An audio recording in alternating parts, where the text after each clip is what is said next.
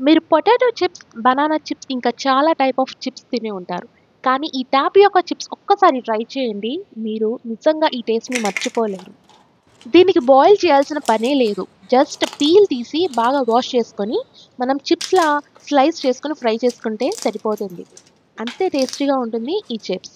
దీనికోసం నేను ఒక కరపెండలం దుంపని తీసుకున్నాను. దీన్నే టాపియోకా లేదా కసావా అని కూడా అంటారు. సో, ఇక్కడ నేను హాఫ్ కేజీ వరకు తీసుకున్నాను. దీన్ని జాగ్రత్తగా పీల్ చేసి ఒకసారి నీట్‌గా వాష్ చేసుకోవాలి.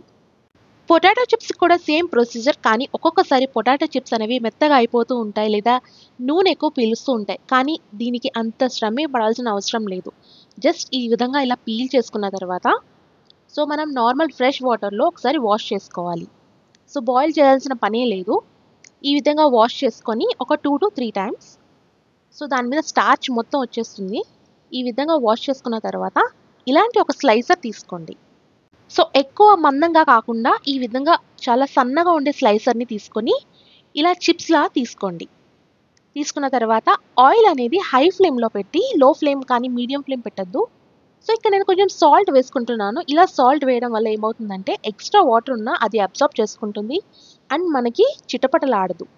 సో, ఈ విధంగా హై ఫ్లేమ్‌లోనే పెట్టి ఒక 5-7 మినిట్స్ వరకు బాగా క్రిస్పీగా అయ్యేంత వరకు, గోల్డెన్ బ్రౌన్ వచ్చేంత వరకు ఇలా ఫ్రై చేసుకోండి. చాలా బావుంటాయి. అండ్ మీకు ఎక్స్‌ట్రా ఇంకా స్ప్రింక్లర్స్ ఏదైనా యాడ్ చేయాలన్నా సాల్ట్, మరి chilli powder and spice powders ఏదైనా యాడ్ చేయాలనుకుంటే మీరు ఎక్స్‌ట్రాగా యాడ్ చేసుకోవచ్చు. ఇక్కడ నేను కొన్ని మీకు టిప్స్ చెప్తాను. అది ఫాలో అవ్వండి. చాలా వస్తాయి.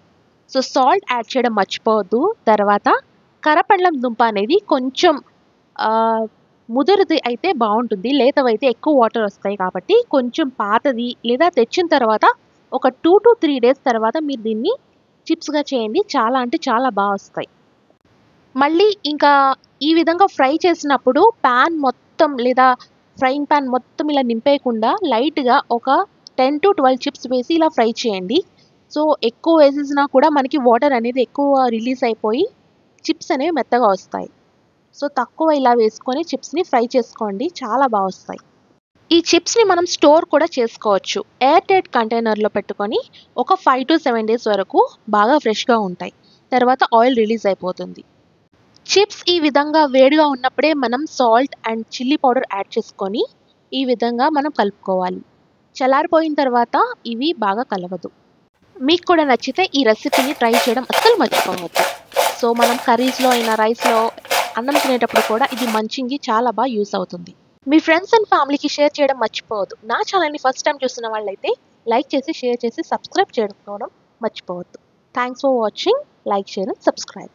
ఇంగ్రీడియెంట్స్ అన్నీ నేను డిస్క్రిప్షన్ బాక్స్‌లో మెన్షన్ చేస్తాను.